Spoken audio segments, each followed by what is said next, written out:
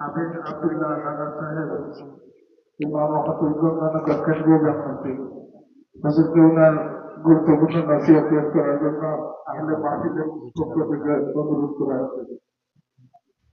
السلام عليكم ورحمة الله.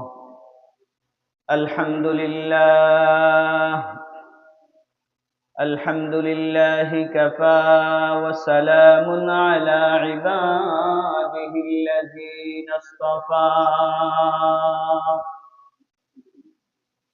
أما بعد فأعوذ بالله من الشيطان الرجيم.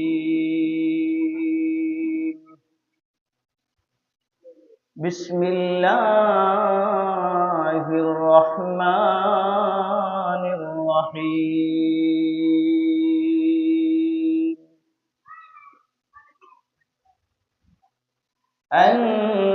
النبي أولى بالمؤمنين من أنفسهم وأزواجه أمهاتهم. قال رسول الله صلى الله عليه وسلم: من صلى علي واحدة صلى الله عليه عشرا. وقال تعالى في شان حبيبه ومحبوبه ومعشوقه مخبرا وآمرا: إن الله وملائكته يصلون على النبي يا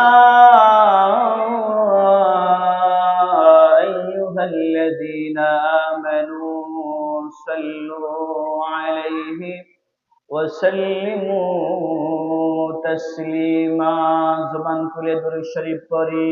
আল্লাহুম্মা সাল্লি আলা সাইয়্যিদিনা মাওলানা মুহাম্মদ ওয়া আলা আলি সাইয়্যিদিনা।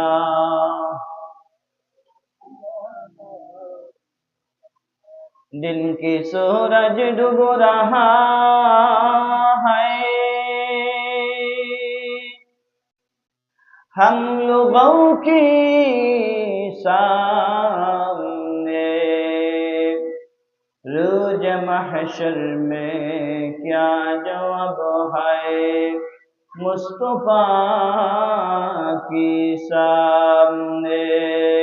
अल्लाहुम्मा सल्ली अला सय्यिदिना मौलाना मुहम्मद व अला आलि सय्यिदिना।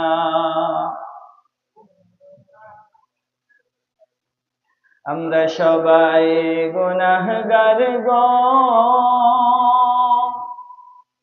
নবীজি আপনায় চিনলাম না, সেই কারণে রোজ হাসরে আমাদেরকে ভুলবেন না। আল্লাহুম্মা সাল্লি আলা সাইয়্যিদিনা মাওলানা মুহাম্মদ ওয়া আলা আলি সাইয়্যিদিনা মাওলানা মুহাম্মদ। একটু জবান খুলে জিকির করি লা ইলাহা ইল্লাল্লাহ, লা ইলাহা ইল্লাল্লাহ, লা ইলাহা ইল্লাল্লাহ, লা ইলাহা ইল্লাল্লাহ, লা ইলাহা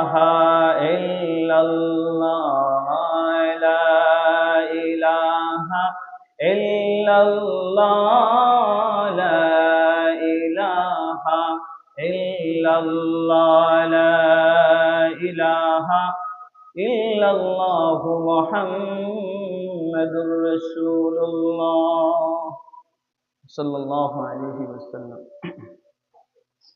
মহান আল্লাহ পাক রব্বুল আলামিনের দরবারে লক্ষ কোটি শুকর এবং সুজুদ, যে আল্লাহ পাক রব্বুল আলামিন আমাদেরকে আজকের এই পবিত্র মাহফিল হযরত মুক্তাপীর সাহেব রহমতুল্লাহ এবং এলাকার মর্দেগানদের ইসালে সওয়াব মাহফিল,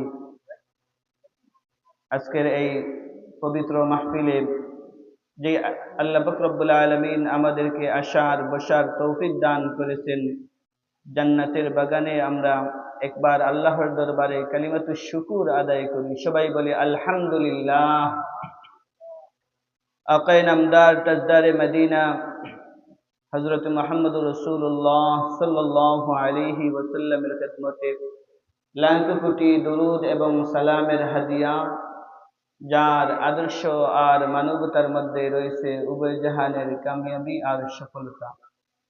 সম্মানিত হাজরিন, এলাকার সর্বস্তরের মুসলমান ভাইরা, যুবক ভাইরা, তরুণ ভাইরা, তালিবুল ইলম ছাত্র ভাইরা, পর্দানিশীন মা এবং বোনেরা, আজকের মাহফিল পরিচালনা কমিটির পক্ষ থেকে আমাকে একটা বিষয় দেওয়া হয়েছে দুরূদ শরীফের গুরুত্ব এবং ফজিলত সম্পর্কে আলোচনা করার জন্য। এই সম্পর্কে আলোচনা করব ওয়া মা তাওফীকি ইল্লা বিল্লাহ। আল্লাহ পাক রব্বুল আলামিন কোরআন শরীফের মধ্যে বলেন, 21 নম্বর পারা 17 নম্বর পৃষ্ঠা 33 নম্বর সূরা, সূরা আহজাবের 6 নম্বর আয়াত, আল্লাহ তাআলা বলেন, النبي أولى بالمؤمنين من أنفسهم وأزواجه أمهاتهم। আল্লাহ তাআলা বলতেছেন, মুমিনদের কাছে তাদের নবী হলেন নিজের জানের চাইতে আরো বেশি প্রিয়। মুমিনদের কাছে আল্লাহর রাসূল আমাদের নবীজি আমাদের জানের চাইতে আরো বেশি প্রিয়, মহব্বতের প্রিয় পাত্র। ওয়া আজওয়াজুহু উম্মাহাতুহুম, আর নবীর পবিত্র স্ত্রীগণ মুমিনদের মা। সেই মর্যাদা দিয়েছেন কে? জোরে বলেন না, কে দিয়েছেন? আল্লাহ তাআলা কোরআন শরীফের মধ্যে বলতেছেন, 22 নম্বর পারা 5 নম্বর পৃষ্ঠা 33 নম্বর সূরা, সূরা আহজাবের 56 নম্বর আয়াত, আল্লাহ তাআলা বলেন, ইন্নাল্লাহা ওয়া মালাইকাতাহু ইউসাল্লুনা আলান নবী। আল্লাহ তাআলা বলতেছেন, নিশ্চয় আমি এবং আমার ফেরেশতারা নবীর উপরে দুরূদ পড়ি। আল্লাহ এবং আল্লাহর রহমতের ফেরেশতারা নবীর উপরে দুরূদ শরীফ পাঠ করেন। এরপরে আল্লাহ তাআলা বলতেছেন, ইয়া আইয়ুহাল্লাযীনা আমানু সাল্লু আলাইহি ওয়া সাল্লিমু তাসলিমা। মুমিনদেরকে আল্লাহ তাআলা ডাক দিয়ে বলতেছেন, ইয়া আইয়ুহাল্লাযীনা আমানু, হে ঈমানদারেরা, সাল্লু আলাইহি, তোমরা তোমাদের নবীর উপরে দুরূদ শরীফ পড়ো, ওয়া সাল্লিমু তাসলিমা, আর নবীর প্রতি তোমরা সালাম জানাও। সুবহানাল্লাহ। আল্লাহ রাসূল হাদিসের মধ্যে বলতেছেন, সহিহ বুখারীর 15 নম্বর হাদিস, হযরত আনাস ইবনে মালিক রাদিয়াল্লাহু তাআলা আনহু হাদিস বর্ণনা করেন, আল্লাহ রাসূল বলেন, লা ইউমিনু আহাদুকুম হাত্তা আকুনা আহাব্বা ইলাইহি মিন ওয়ালিদিহি ওয়া ওয়ালাদিহি ওয়ান নাসি আজমাইন। তোমরা ততক্ষণ পর্যন্ত খাঁটি মুমিন হতে পারবে না, ততক্ষণ পর্যন্ত তোমরা মুমিন হতে পারবে না যতক্ষণ পর্যন্ত তোমাদের পিতামাতা, তোমাদের সন্তান সন্ততি, এমনকি তোমাদের প্রিয়জন যারা আছেন সবার চাইতে আমি রাসূল তোমাদের কাছে সবচেয়ে প্রিয় না হব ততক্ষণ পর্যন্ত তোমরা খাঁটি মুমিন হতে পারবে না। খাঁটি মুমিন হতে হলে আল্লাহ রসুলের মহব্বত, আল্লাহ রসুলের মহব্বত সবচেয়ে বেশি আল্লাহ রসুলের প্রতি থাকতে হবে। আমার মা বাবা, আমার সন্তান, বিবি বাচ্চা, আমার বন্ধু বান্ধব যারা আছেন সবার চাইতে উর্দে মহব্বত করতে হবে আল্লাহ রসুলকে। আল্লাহ রসুল হাদিসের মধ্যে বলতেছেন, সহিহ মুসলিমের 408 নম্বর হাদিস, হযরত আবু হুরায়রা রাদিয়াল্লাহু তাআলা আনহু হাদিসের রাবী, আল্লাহ রসুল বলেন, মান সাল্লা আলাইয়া ওয়াহিদাতান সাল্লাল্লাহু আলাইহি আশরা। আল্লাহ রসুল বলেন, যেই উম্মত আমি রসুলের উপরে একবার দুরূদ শরীফ পাঠ করবে আল্লাহ তাআলা তার প্রতি 10 বার রহমত বর্ষণ করবে। আল্লাহ রসুলের উপরে কেউ যদি একবার দুরূদ শরীফ পাঠ করে আল্লাহ তাআলা তার প্রতি 10 বার রহমত বর্ষণ করবে। সহিহ মুসলিমের 384 নম্বর হাদিস, হযরত আব্দুল্লাহ ইবনে আমর ইবনে আস রাদিয়াল্লাহু তাআলা আনহু হাদিস বর্ণনা করেন, আল্লাহ রাসূল বলতেছেন, ইদা সামি'তুমুল মুয়াজ্জিনা, মুয়াজ্জিন যখন আযান দিবেন, মুয়াজ্জিন যখন আযান দিবেন, ফায়াকুলু মিসলা মা ইয়াকুলু, মুয়াজ্জিন যা বলবে আযানের মধ্যে তোমরা তাই বলবে, অর্থাৎ মুয়াজ্জিনের জবাব তোমরা দিবে। মুয়াজ্জিন বলবে আল্লাহু আকবার, আল্লাহু আকবার, আমরা আস্তে আস্তে বলবো আল্লাহু আকবার, আল্লাহু আকবার। এইভাবে মুয়াজ্জিন আযান দিলে আমরা মুয়াজ্জিনের আযানের জবাব দিব। আল্লাহ রাসূল বলতেছেন, সুম্মা সাল্লু আলাইয়া, এরপরে আযান শেষ হওয়ার পরে তোমরা আমার প্রতি তোমরা দুরূদ শরীফ পাঠ করবে। فإنه من صلى علي صلاة صلى الله عليه بها عشرا। আল্লাহ রাসূল বলেন, যে উম্মত আমি রাসূলের উপরে একবার দুরূদ শরীফ পাঠ করবে তার প্রতি আল্লাহ তাআলা 10 বার রহমত বর্ষণ করে। আল্লাহ রাসূলের প্রতি কেউ যদি একবার দুরূদ শরীফ পাঠ করে আল্লাহ তাআলা তার প্রতি কয়বার রহমত বর্ষণ করেন? 10 বার। এরপরে আল্লাহ রাসূল বলতেছেন, সুম্মা সাল্লাল্লাহু আলাইহিল ওয়াসিলাতা, ও আমার উম্মত তুমি আমি রাসূলের জন্য ওয়াসিলার প্রার্থনা করবে। আমি রাসূলের জন্য ওয়াসিলার প্রার্থনা করবে। ওয়াসিলা কি? আল্লাহ রাসূল বলতেছেন, ফাইন্নাহা মানজিলাতুন ফিল জান্নাহ, ওয়াসিলা হলো জান্নাতের মধ্যে একটা মঞ্জিল, লা তানবাগি ইল্লা লিআবদিন মিন ইবাদিল্লাহ। এই মঞ্জিল, এই আসন অন্য কোনো মানুষের জন্য বরাদ্দ নয়, শুধুমাত্র একজনের জন্য বরাদ্দ এই মঞ্জিল। ওয়ারজু আন আকুনা আনা হুয়া, আল্লাহ রাসূল বলেন, আমি রাসূল আশাবাদী, আমি রাসূল আশাবাদী এই মঞ্জিল, এই আসনটা, এই মর্যাদার চেয়ারটা শুধুমাত্র আমি রাসূলের জন্য বরাদ্দ। আল্লাহ রাসূল বলতেছেন, ফামান সাআলানিল ওয়াসিলাতা, এই জন্য উম্মত তোমরা আমি নবীর জন্য এই আসনের জন্য এই মর্যাদার জন্য ওয়াসিলার প্রার্থনা করবে। হাদলাত লাহু শাফাআতা, যে উম্মত আমার জন্য ওয়াসিলার প্রার্থনা করবে তার জন্য হাসরের মাঠে আমি রাসূল ওই উম্মতের জন্য শাফাআত করা আমি রাসূলের জন্য ওয়াজিব হয়ে যায়। সুবহানাল্লাহ। এই জন্য আমরা ওই যে আযানের পরে দোয়া পড়ি, আল্লাহুম্মা রাব্বা হাযিহিদ দাওয়াতিত তাম্মাহ ওয়াস সালাতিল কাইমাহ আতি মুহাম্মাদানিল ওয়াসিলাতা ওয়াল ফাদিলা ওয়াদ দারাজাতার রাফিআহ ওয়াবআসহু মাকামান মাহমুদান আল্লাযী ওয়া'আদতাহ وارزقنا شفاعته يوم القيامة إنك لا تخلف الميعاد। এই দোয়া যদি আমরা পড়ি আল্লাহ রসুলের জন্য এই ওসিলার দোয়া এখানে হয়ে যাচ্ছে।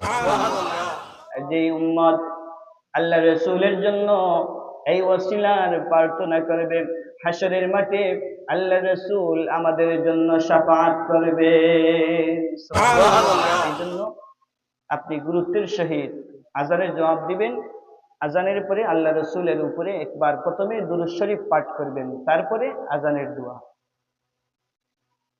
সুনান আন-নাসাইর ৯৮০৯ নম্বর হাদিস, হযরত আনাস ইবনে মালিক রাদিয়াল্লাহু তাআলা আনহু হাদিস বর্ণনা করেন, আল্লাহ রাসূল হাদিসের মধ্যে বলেন, মান সাল্লা আলাইয়া মিন উম্মতি সালাতান মুখলিসান মিন কলবিহি, আমার কোন উম্মত যদি ইখলাসের সহিত অন্তর থেকে একবার আমি রাসূলের উপরে দুরূদ শরীফ পাঠ করে, সাল্লাল্লাহু আলাইহি বিহা আশরু সালাওয়াতিন, যে উম্মত আমি রাসূলের উপরে একবার দুরূদ শরীফ পাঠ করবেন, আল্লাহ তাআলা তার উপরে ওই উম্মতের উপরে 10 বার রহমত বর্ষণ করে।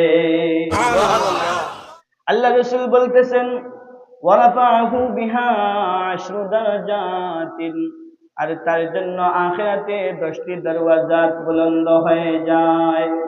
ওয়া কাতাবা লাহু বিহা আশরু হাসানাতিন, আর তার আমলনামার মধ্যে 10টি নেকি দেওয়া হয়। ওয়া মাহা আনহু আশরু সাইয়্যাত, আল্লাহ রাসূল বলেন তার 10টি গুনাহ আল্লাহ তাআলা মাফ করে দেন। দুরূদ শরীফ পড়লে কত সওয়াব, কত ফজিলত। আল্লাহ রাসূল বলতেছেন যে কোন উম্মত যদি একবার আল্লাহ রাসূলের উপরে মন থেকে ইখলাসের সহিত সওয়াবের আশায় দুরূদ শরীফ পাঠ করে, আল্লাহ তাআলা তার উপরে 10টি রহমত নাজিল করেন, 10টি সওয়াব দান করেন, 10টি গুনাহ মাফ করেন, আখিরাতে 10টি দরওয়াজা তার জন্য বুলন্দ করেন। তারতিবুল আমালি 604 নম্বর হাদিস, হযরত আনাস ইবনে মালিক রাদিয়াল্লাহু তাআলা আনহু হাদিসের রাবী, আল্লাহ রাসূল বলতেছেন, সুম্মা সাল্লু আলাইয়া ফাইন্নাস সালাতা আলাইয়া কাফফারাতুল লাকুম, আল্লাহ রাসূল বলতেছেন, সুম্মা সাল্লু আলাইয়া, তোমরা আমার উপরে বেশি বেশি করে দুরূদ শরীফ পাঠ করো। আসসালাতু আলাইয়া কাফফারাতুল লাকুম, যে উম্মত আমার উপরে বেশি বেশি করে দুরূদ শরীফ পাঠ করবে, তার জন্য তত বেশি আল্লাহ তাআলা তার গুনাহ খাতা মাফ করে দিবে। যে যত বেশি আল্লাহ রাসূলের উপরে দুরূদ শরীফ পাঠ করবে, তার গুনাহ খাতা তত বেশি মাফ হবে। আল্লাহ রাসূল বলতেছেন, মান সাল্লা আলাইয়া সালাতান সাল্লাল্লাহু আলাইহি আশরা, যে উম্মত আমি রাসূলের উপরে একবার দুরূদ শরীফ পাঠ করবে, আল্লাহ তাআলা তার প্রতি 10 বার রহমত বর্ষণ করেন। সুনান আন-নাসাইর 1283 নম্বর হাদিস, হযরত আবু তালহা রাদিয়াল্লাহু তাআলা আনহু হাদিসের রাবী, তিনি বলতেছেন, আন্না রাসূলুল্লাহ সাল্লাল্লাহু আলাইহি ওয়াসাল্লাম জাআ যাতা ইয়াউমিন ওয়াল বুশরা ফি ওয়াজহিহি, হযরত আবু তালহা রাদিয়াল্লাহু তাআলা আনহু বলতেছেন, আমি একদিন দেখলাম যে আল্লাহ রাসূলের চেহারা হাস্যোজ্জ্বল চেহারা, আল্লাহ রাসূলের চেহারার মধ্যে আনন্দ দেখা যায়, আল্লাহ রাসূল খুব খুশি। তো সাহাবীরা প্রশ্ন করলেন, ইন্না লানারাল বুশরা ফি ওয়াজহিকা ইয়া রাসূলুল্লাহ ইয়া হাবিবাল্লাহ, ওগো নবীজি আপনাকে এত বেশি খুশি কিসের জন্য দেখা যায়, হাস্যোজ্জ্বল চেহারা কিসের জন্য? আল্লাহ রাসূল বলতেছেন, ইন্নাহু আতানিল মালাকু, আমার কাছে হযরত জিবরাইল আলাইহিস সালাম আগমন করেছেন আর বলেছেন, ইয়া মুহাম্মদ, ওগো নবীজি, ইন্না রাব্বাকা আযযা ওয়া জাল্লা, আপনার রব আপনাকে বলেছেন, আম্মা ইউরদিকা আন্নাহু লা ইউসাল্লি আলাইকা আহাদুন ইল্লা সাল্লাইতা আলাইহি আশরা, ওগো নবীজি আপনি কি খুশি নয়? আপনার রব বলেছেন যে উম্মত আপনার প্রতি একবার দুরূদ শরীফ পাঠ করবে, তার উপরে আল্লাহ তাআলা 10 বার রহমত বর্ষণ করে। এরপরে হযরত জিবরাইল আলাইহিস সালাম বলতেছেন, ওয়ালা ইউসাল্লিমু আলাইকা আহাদুন ইল্লা সাল্লামতা আলাইহি আশরা, জিবরাইল আলাইহিস সালাম বলতেছেন, ইয়া রাসূলুল্লাহ, যেই উম্মত আপনার যেই উম্মত আপনার প্রতি একবার সালাম পাঠ করবে, আল্লাহ তাআলা ওই উম্মতের উপরে 10 বার শান্তি নাজিল করে। যে উম্মত আল্লাহ রসুলের উপরে, জিবরাইল আলাইহিস সালাম বলতেছেন আল্লাহ রসুলকে, একজন মহিলা কিছু হাদিয়া দিছেন আমারে,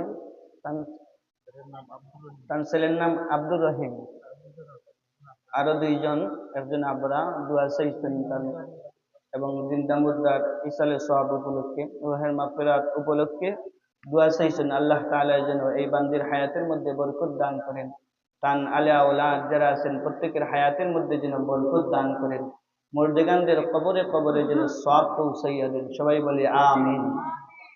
তো জিবরাইল আলাইহিস সালাম আল্লাহ রসুলকে বলতেছেন, ইয়া রাসূলুল্লাহ, আপনি কি খুশি নয় যে আল্লাহ তাআলা কোন উম্মত যদি আপনি রসুলের উপরে একবার দুরূদ শরীফ পাঠ করে, তার উপরে আল্লাহ তাআলা 10 বার রহমত নাযিল করেন। আর যে উম্মত আপনি রসুলকে একবার সালাম দিবেন, ওই উম্মতের উপরে আল্লাহ তাআলা 10 বার শান্তি নাযিল করেন। সুনান ইবনে মাজাহ 907 নম্বর হাদিস, হযরত আমির ইবনে রাবিয়া রাদিয়াল্লাহু তাআলা আনহু হাদিসের রাবী, আল্লাহ রাসূল বলতেছেন, মা মিন মুসলিমিন ইউসাল্লি আলাইয়া ইল্লা সাল্লাত আলাইহিল মালাইকাতু মা সাল্লা আলাইয়া। আল্লাহ রাসূল বলতেছেন, কোন মুসলমান যদি একবার আল্লাহ রাসূলের উপরে দুরূদ শরীফ পাঠ করে, সাথে সাথে আল্লাহর রহমতের ফেরেশতারা ওই বান্দার জন্য, ওই উম্মতের জন্য রূহের মাগফিরাতের দোয়া করে। আমরা যদি আল্লাহ রসুলের উপরে একবার দুরূদ শরীফ পাঠ করি, সাথে সাথে আল্লাহর রহমতের ফেরেশতারা আমাদের গুনাহ মাফির জন্য দোয়া করেন। সুনান আত-তিরমিজি 484 নম্বর হাদিস, হযরত আব্দুল্লাহ ইবনে মাসউদ রাদিয়াল্লাহু তাআলা আনহু হাদিসের রাবী, আল্লাহ রাসূল বলতেছেন, আওয়ালান নাসি বি ইয়াউমিল কিয়ামাতি আকতারুহুম আলাইয়া সালাতান। উম্মত, আমি রাসূলের উপরে বেশি বেশি করে তোমরা দুরূদ শরীফ পাঠ করো। যে উম্মত আমি রাসূলের উপরে বেশি বেশি দুরূদ শরীফ পাঠ করবে, কিয়ামতের দিন সে উম্মত আমি রাসূলের তত বেশি কাছাকাছি হয়ে যাবে। রাসূলের উপরে যদি দুরূদ শরীফ যত বেশি পাঠ করব, হাসরের মাঠে আমরা রাসূলের পাশাপাশি তত বেশি হব, নিকটবর্তী হব। এই জন্য সবসময় আমরা দুরূদ শরীফ পাঠ করব, আল্লাহ রাসূলের প্রতি দুরূদ শরীফ। সুনান আবু দাউদের 1047 নম্বর হাদিস, হযরত আউস ইবনে আউস রাদিয়াল্লাহু তাআলা আনহু হাদিস বর্ণনা করেন, আল্লাহ রাসূল বলতেছেন, ইন্না মিন আফদালি আইয়ামিকুম ইয়াউমাল জুমআতি ফানসিরু আলাইয়া মিনাস সালাতি ফীহ। আল্লাহ রাসূল বলতেছেন, 7 দিনের মধ্যে সবচেয়ে শ্রেষ্ঠ দিন হলো জুমাবারি দিন। 7 দিনের মধ্যে শ্রেষ্ঠ দিন কোনটা? জোরে বলেন না সবাই, শ্রেষ্ঠ দিন কোনটা? আজকে কি বার? জুমাবার। আজকের দিন সবচেয়ে শ্রেষ্ঠ দিন। আল্লাহ রাসূল বলতেছেন, তোমরা জুমাবারের দিন বেশি বেশি করে দুরূদ শরীফ পাঠ করো, কারণ আমি রাসূলের উপরে জুমাবারের দিন আমার উম্মতের হাল হকিকত, আমার উম্মতের দুরূদ এবং সালামের হাদিয়া আমি রাসূলের কাছে পৌঁছে দেওয়া হয়। আল্লাহ রাসূল বলতেছেন, ফাইন্না সালাতাকুম মা'রুদাতুন আলাইয়া। যে উম্মত আমি রাসূলের উপরে দুরূদ শরীফ পাঠ করে এবং আমি রাসূলকে সালাম দেয়, সাথে সাথে আমি রাসূল ওই উম্মতের সালামের জবাব দিয়ে দেয়। সাহাবায়ে কেরামরা অবাক হয়ে গেলেন, বলতেছেন, ইয়া রাসূলুল্লাহ, ওয়া কাইফা তু'রাদু সালাতুনা আলাইকা ওয়া ক্বাদ আরামতা।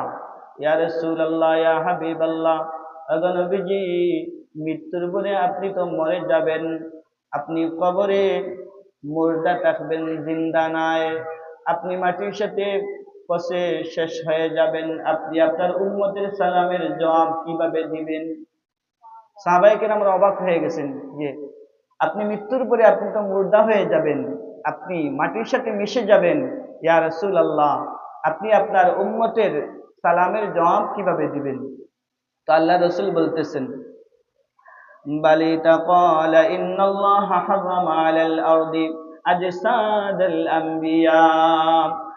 ও উম্মত শুনে নাও, আমি রাসূল মৃত্যুর পরে আমার শরীর মুবারক মাটির মধ্যে মিশবে না, বরং আল্লাহ তাআলা সমস্ত আম্বিয়াদের দেহ মুবারক মাটির জন্য ভক্ষণ করা হারাম করে দিয়েছে। আমাদের নবী জিন্দা না মুর্দা? জুড়ে বলেন না, জিন্দা না মুর্দা? জিন্দা নবী না মুর্দা নবী? আমাদের নবী জিন্দা নবী, আমাদের নবী হায়াতুর নবী। সমস্ত নবীরা রওজা শরীফে জিন্দা আছেন। মিশকাত শরীফের হাদিস 927 নম্বর হাদিস, হযরত আবু হুরায়রা রাদিয়াল্লাহু তাআলা আনহু হাদিসের রাবী। আল্লাহ রাসূল একদিন রমজান মাসে জুমার দিন মিম্বরে উঠলেন। এই হাদিস সবাই শুনছেন। আল্লাহ রাসূল প্রথম সিঁড়িতে উঠছেন। প্রথম সিঁড়িতে উঠার পরে আল্লাহ রাসূল বললেন আমিন।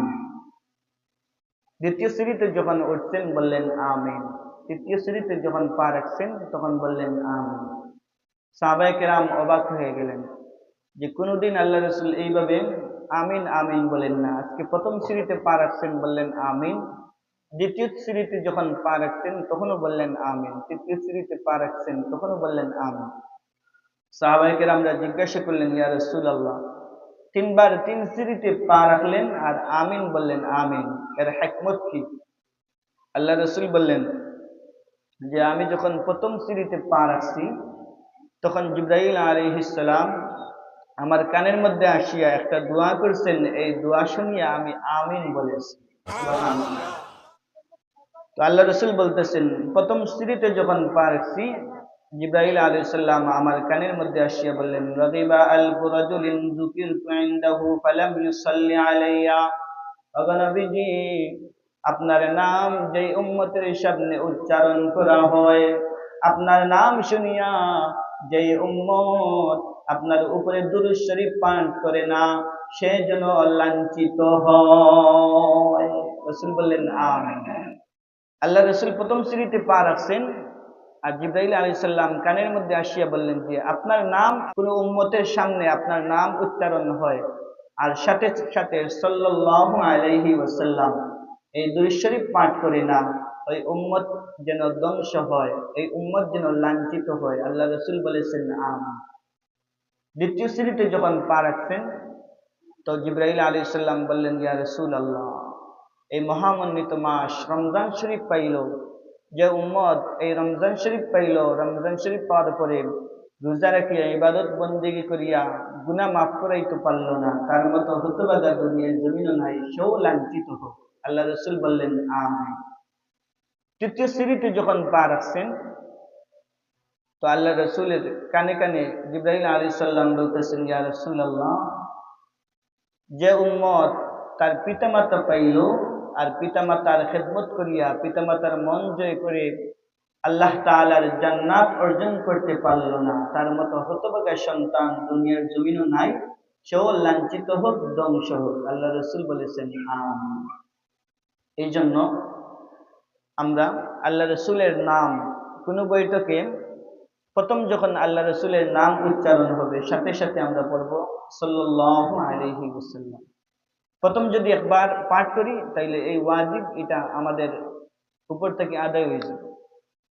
আর পরে যদি আপনি আরো যতবার আল্লাহ রাসূলের নাম শুনবেন যদি নাও বলেন সাল্লাল্লাহু আলাইহি ওয়াসাল্লাম, গুনাহ হবে না। তবে আল্লাহ রাসূলের নাম শোনা মাত্র দুরূদ শরীফ পাঠ করা উম্মতের জন্য দায়িত্ব। আল্লাহ রাসূল হাদিসের মধ্যে বলেছেন, মিশকাত শরীফের 933 নম্বর হাদিস, হযরত আলী ইবনে আবু তালিব রাদিয়াল্লাহু তাআলা আনহু হাদিসের রাবী। আল্লাহ রাসূল বলেন আল বাখিলুল্লাযী মান যুকিরতু ইনদাহু ফালাম ইউসাল্লি আলাইয়া।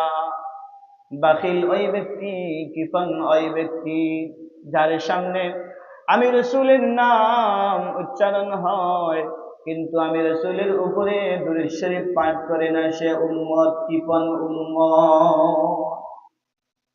এই জন্য কৃপণতা করব না, রাসূলের উপরে দুরূদ শরীফ পাঠ করব। রাসূলের নাম যদি আমরা শুনি সাথে সাথে পড়ব কি সাল্লাল্লাহু আলাইহি ওয়াসাল্লাম। মিশকাত শরীফের 936 নম্বর হাদিস, হযরত রুয়াইফি ইবনে সাবিত রাদিয়াল্লাহু তাআলা আনহু হাদিসের রাবী, আল্লাহ রাসূল বলেন, মান সাল্লা আলাইয়া মুহাম্মদ, আল্লাহ রাসূল বলতেছেন, যে উম্মত আমি রাসূলের উপরে দুরূদ শরীফ পাঠ করে আর বলেন, আল্লাহুম্মা আনজিলহুল মাকাদাল মুকাররাবা ইনদাকা ইয়াউমাল কিয়ামাহ, আমি রাসূলের উপরে দুরূদ শরীফ পাঠ করে ওসিলার জন্য, আমি রাসূলের জন্য দোয়া করে বলে, ওগো আল্লাহ, আপনি আপনার হাবিবকে কিয়ামতের দিন আপনার পাশাপাশি যে মর্যাদার আসন ওইটা দান করে। কিয়ামতের দিন হাসরের মাঠে যখন আল্লাহ তাআলা হাসর নাসর কায়েম করবেন আর জান্নাতের মধ্যে, তখন আল্লাহ তাআলার আসনের পাশাপাশি আল্লাহ রাসূলের একটা আসন থাকবে। বলেন সুবহানাল্লাহ। এই আসন শুধুমাত্র একজনের জন্য, তিনি হলেন মুহাম্মাদুর রাসূলুল্লাহ সাল্লাল্লাহু আলাইহি ওয়াসাল্লাম। তো আল্লাহ রাসূল বলতেছেন যে এই দোয়া করবে, ওগো আল্লাহ, আপনি আপনার নবীর জন্য আপনার পাশাপাশি যে আসন, ওই আসন আপনার নবীকে দান করেন। এই দোয়া, এই ওসিলার দোয়া যে পড়বে, ওয়াজাবাত লাহু শাফাআতি, এই উম্মতের জন্য হাসরের মাঠে কিয়ামতের মাঠে সুপারিশ করা আমি রাসূলের জন্য ওয়াজিব হয়ে যায়। আবু দাউদের 241 নম্বর হাদিস, হযরত আবু হুরায়রা রাদিয়াল্লাহু তাআলা আনহু হাদিস বর্ণনা করেন, আল্লাহ রাসূল বলতেছেন, মা মিন আহাদিন ইউসাল্লিমু আলাইয়া ইল্লা রাদ্দাল্লাহু আলাইয়া রূহি হাত্তা আরুদ্দা আলাইহিস সালাম। আল্লাহ রাসূল বলতেছেন, যে উম্মত আমি রাসূলের উপরে একবার দুরূদ শরীফ পাঠ করে বা একবার সালাম পাঠ করে, আমি রাসূলকে যখন একবার সালাম দে, সাথে সাথে আল্লাহ তাআলা আমার জিসিম মুবারকে রূহ দিয়ে দে। তো আল্লাহ রাসূল বলতেছেন, হাত্তা আরুদ্দা আলাইহিস সালাম, আমি আমার উম্মতের সালাম নিজ কান দিয়ে শুনতে পাই আর আমি আমার উম্মতের সালামের জবাব দিয়ে দেই। কানজুল উম্মাহ একটা হাদিসের কিতাব, হযরত ইবনে উমর রাদিয়াল্লাহু তাআলা আনহু হাদিসের রাবী, আল্লাহ রাসূল বলতেছেন, যায়িনু মাজালিসাকুম বিসসালাতি আলাইয়া, এ উম্মতেরা, তোমরা তোমাদের এই মজলিসগুলা আমার দুরূদ শরীফ দ্বারা সৌন্দর্যমণ্ডিত করো। তোমরা যদি কোনো মজলিস করো, তোমরা যদি কোনো জলসা করো, তোমাদের মজলিসগুলা আমি রাসূলের দুরূদ শরীফ দ্বারা সৌন্দর্যমণ্ডিত করো। বা ইন্না সালাতাকুম আলাইয়া নূরান লাকুম ইয়াওমাল কিয়ামাহ, তোমরা যদি তোমাদের দুরূদ শরীফ দ্বারা তোমাদের মজলিসগুলা আলোক উজ্জ্বল করো, তাহলে শুনে নাও, হাসরের মাঠে কিয়ামতের মাঠে আমার দুরূদ শরীফ তোমাদের জন্য নূর হয়ে যাবে।